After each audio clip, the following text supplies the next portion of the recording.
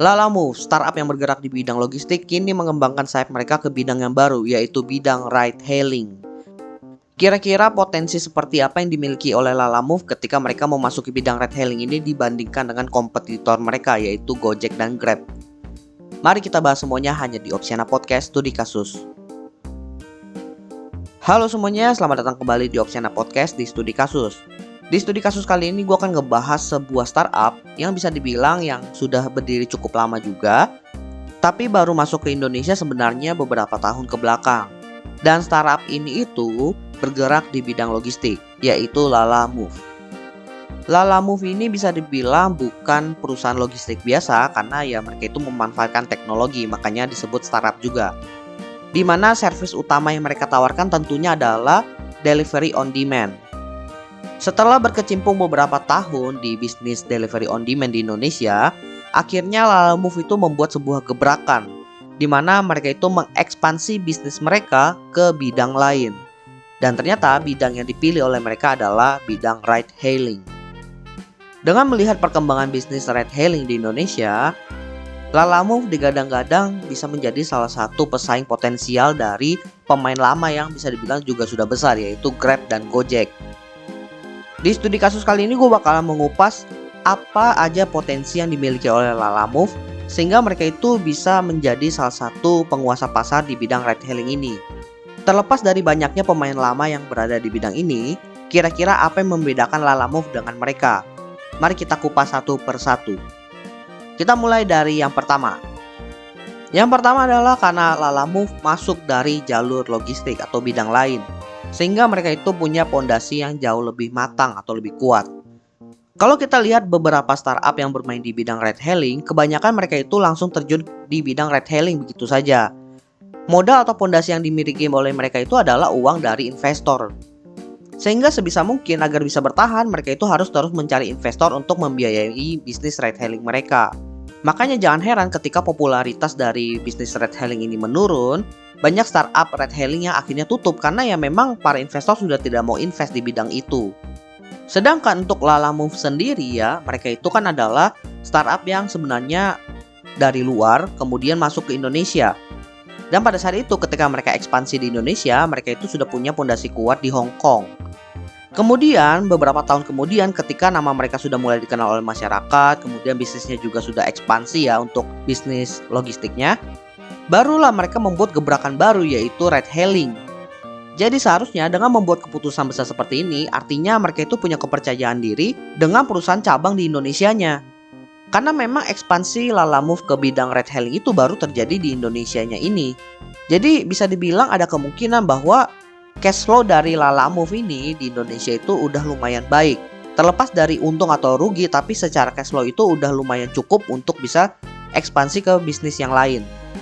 Jadi ada kemungkinan semua pengeluaran bisnis ride hailing mereka itu akan di-cover oleh bisnis utama yaitu bisnis logistiknya. Karena gue ngelihat ya fitur ride hailing ini masih dicampur dengan aplikasi Lalamove-nya. Belum dibuat aplikasi terpisah. Tapi ada kemungkinan juga kalau ternyata di balik layar itu mereka bikin perusahaan sendiri nantinya untuk ngehandle bisnis ride hailing. Ada kemungkinan nanti bisnis induknya itu melakukan revenue sharing. Jadi ya tetap nge-cover lah. Dan kalau mereka itu melihat ada potensi nih, perusahaan induk yang di Hong Kong mungkin juga bakalan bantu. Sehingga bisa gue bilang pondasi dari Lalamove di bidang ride hailing ini bakalan jauh lebih kuat dibandingkan dengan kompetitor mereka yang ada. Oke, kita masuk ke alasan yang kedua. Kenapa Lalamove ini bisa punya potensi yang cukup besar? Karena pesaing yang ada saat ini itu jauh lebih sedikit ketimbang masa jayanya. Ya seperti yang gue bilang tadi bahwa bisnis ride hailing itu pernah populer di mata investor di suatu masa. Sehingga banyak startup baru ride hailing itu muncul di Indonesia. Bahkan namanya itu ya aneh-aneh lah dengan fitur yang serupa.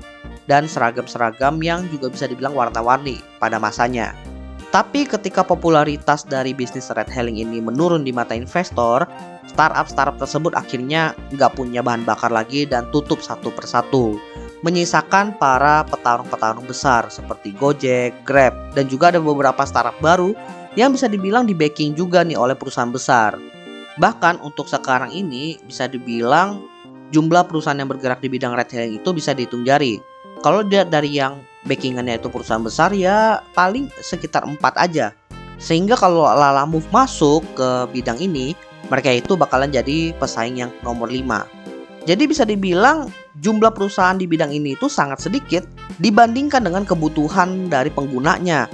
Karena yang menggunakan aplikasi seperti ini kan bukan cuma di Jakarta, bukan cuma di daerah atau kota-kota besar, tapi kan di seluruh Indonesia.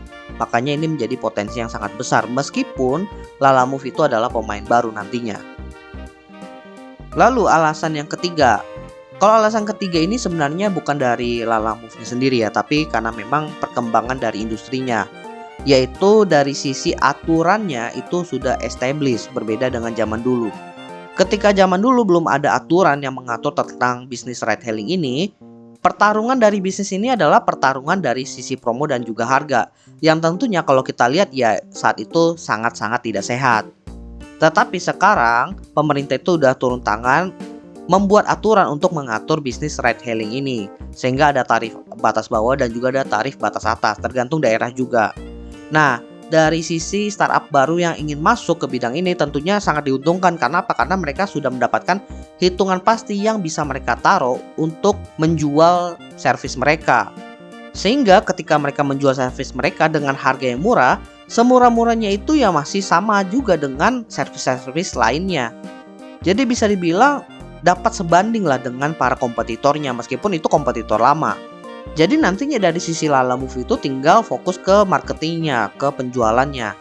Tapi ya balik lagi, kalau nanti aturannya itu ada penyesuaian lagi, ada perubahan, baru tuh mereka kena lah dampaknya. Tapi untuk sekarang ini ketika aturannya belum diotak-atik, mereka itu tinggal pakai aja dan tinggal nyesuaiin dari awal. Selanjutnya, potensi dari Lalamove ini juga didukung dari armada yang berpengalaman. Armada yang berpengalaman ini seperti apa maksudnya? Ya nggak bisa dipungkiri bahwa para driver yang ada di bisnis ride hailing ini itu pindahan dari perusahaan lain ke yang lain. Bahkan ada beberapa driver itu yang punya multiple alma mater lah istilahnya. Mereka itu kadang mengaktifkan Gojeknya, kadang mengaktifkan Grabnya. Sehingga untuk Lalamove sendiri ketika mereka itu membuka lowongan untuk driver itu bakalan dapat dengan mudah. Dan mereka dapatnya juga yang berpengalaman. Dan karena armada yang berpengalaman ini bisa dibilang lumayan banyak ya, tentunya dari sisi Lalamove ini ya bakalan punya driver yang berpengalaman dari awal. Dan itu menguntungkan banget buat mereka. Lalamove udah gak perlu ngeluarin budget untuk training, gak perlu bikin SOP bagaimana cara melayani customer, karena ya memang udah berpengalaman aja dari perusahaan-perusahaan yang lain. Yang dipusingin Lalamove itu adalah bagaimana cara menjelaskan kepada driver tentang tarif dan juga insentif mereka, cara main mereka di perusahaan dalam gajian lah ibaratnya. Cuma yang mungkin jadi PR bagi Lalamove di sini ketika mereka itu merekrut driver adalah bagaimana cara mereka itu memastikan driver yang mereka rekrut itu punya attitude yang baik. Ya hal ini sebenarnya juga gampang sih dengan melihat dalam tanda kutip portofolio mereka di aplikasi sebelah. Jadi bisa dibilang mereka tinggal nunjukin rating mereka di aplikasi antara Gojek atau mungkin Grab atau mungkin Maxim lah, terserah. Jadi bisa dibilang ini filterisasinya itu gampang banget untuk Lalamove dan Lalamove itu diuntungkan untuk rekrutmen. Dan alasan terakhir kenapa Lalamove itu punya potensi yang cukup besar di bidang ride hailing adalah karena mereka itu pemain baru, mereka itu punya advantages dari sisi promo dan juga modal mereka. Ya kan mereka itu baru mulai ya, tentunya mereka itu udah nyiapin modal dalam jumlah yang besar, udah terhitung semuanya.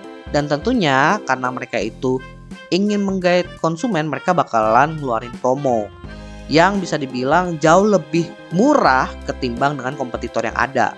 Dan itu udah permainan lama lah. Dan yang menariknya adalah mereka itu pemain baru tapi mereka bisa belajar dari kompetitor mereka.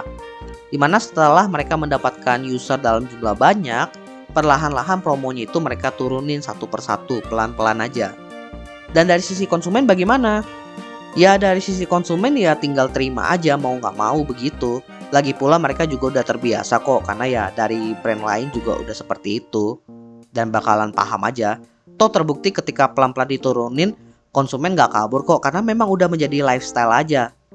Dan gua rasa itu sih yang juga dilihat dari Lalamove.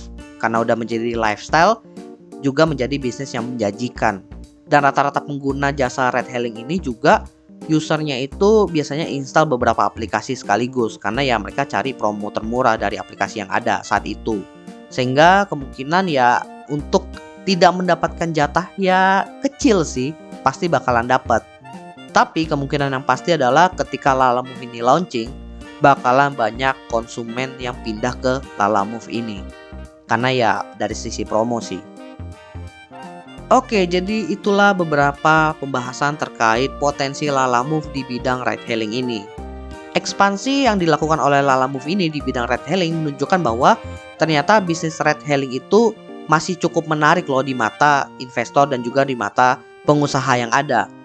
Terlepas dari banyaknya kasus, banyaknya masalah, dan juga banyaknya cerita di mana perusahaan ride hailing ini sampai sekarang banyak yang belum mendapatkan profit, tapi potensi kedepannya itu bisa dibilang sangat-sangat besar.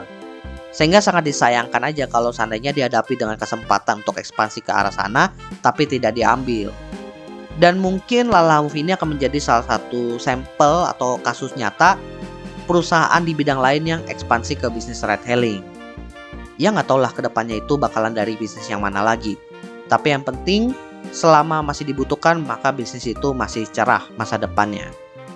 By the way teman-teman, jangan lupa follow Instagram dan juga akun TikTok Opsiana Podcast di @opsianamedia, karena di sana akan ada konten-konten menarik dan juga yang bermanfaat buat teman-teman semuanya. Dan juga kalian akan mendapatkan update dari Opsiana Podcast kalau nantinya ada episode terbaru yang rilis. So, jangan sampai teman-teman ketinggalan sama update-nya. Dan terakhir, jangan lupa juga untuk follow atau subscribe Opsiana Podcast di platform kesayangan teman-teman. Dan nantikan konten-konten menarik dari Opsiana Podcast nantinya di sana. Oke, gua rasa itu aja. Thank you buat teman-teman yang sudah mendengarkan. See you next time di episode Opsiana Podcast lainnya.